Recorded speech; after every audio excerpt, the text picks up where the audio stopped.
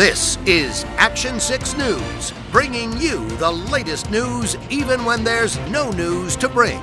We take you now live to New York City and Action 6 correspondent Adria Tennor for a special report, Are Supermodels Too Thin? I'm Adria Tennor, live in New York as the city prepares for Fashion Week. The Council of Fashion Designers has issued body guidelines for runway models.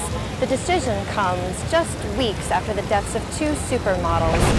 One who ate only tomatoes and apples, the other who only ate lettuce and Diet Coke. Now, no wonder supermodels are stigmatized for being stupid. I mean, hello, can someone please say essential amino acids? Good God, eat something or at least take a sip of Slim Fast. Although if that doesn't kill you, nothing will. But that Diet Coke shit is toxic. That will burn the hair off a moose. Oh, thanks. Needless to say, it's been quite a scramble to try to nab the last few chubby models in town, if you can call a body mass index of 18 chubby. That's what the council has mandated for runway models.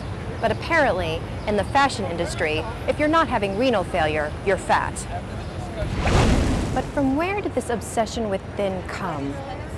I think the public has been fed the most obvious slant, which is that gay male fashion designers are making clothes to flatter the figures of 12-year-old boys, not women. But I think it goes much deeper than that. Are designers trying to send a subconscious message to buyers that yes, this dress will look fantastic on the hanger because see how fantastic it looks on this woman who looks like a hanger? It's all marketing. In Roman times, being fat meant you had money to eat. Now, fashion magazines portray wealth, luxury, and beauty with emaciated-looking models. Wouldn't you think someone that could afford Prada could afford a hot meal? Maybe Kate Moss should cut back on the Birkin bags and buy herself a bowl of oatmeal, or at least a Pop-Tart. And it's not just the fashion industry. Actresses like Nicole Richie, Paris Hilton, and Lindsay Lohan are starving themselves so that they look like gaunt old ladies. In fact, they look like the gaunt old ladies who are starving themselves so that they can look like Lindsay Lohan and Paris Hilton. Anyone who wants to look like Nicole Richie has a problem far graver than an eating disorder. But there now, I've said it. Eating disorders of any kind are a huge industry, whether it's eating too much or too little or not the right food. Now, being fat means you don't have money for trainers, diet pills, or therapy, in that order.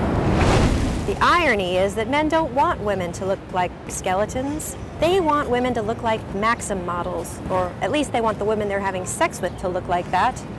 Their wives should look like carcasses. So why do they insist on using models that look like skeletons? Well, can you think of anything sexier than a dead person? That's right, an almost dead person. And what's sexier than that? Sex with that almost dead person. And sex sells. What America needs to do to overcome this phenomenon is to make sure that our role models, i.e. Lindsay, Paris, Kate, or Nicole, have at least a body mass index of 18. Whether it's models or actresses, it's really apples or oranges, or apples and tomatoes, or lettuce and Slim Fast. The point is, let's not label someone as fat just because their liver and kidneys function properly. Is there any Diet Coke left?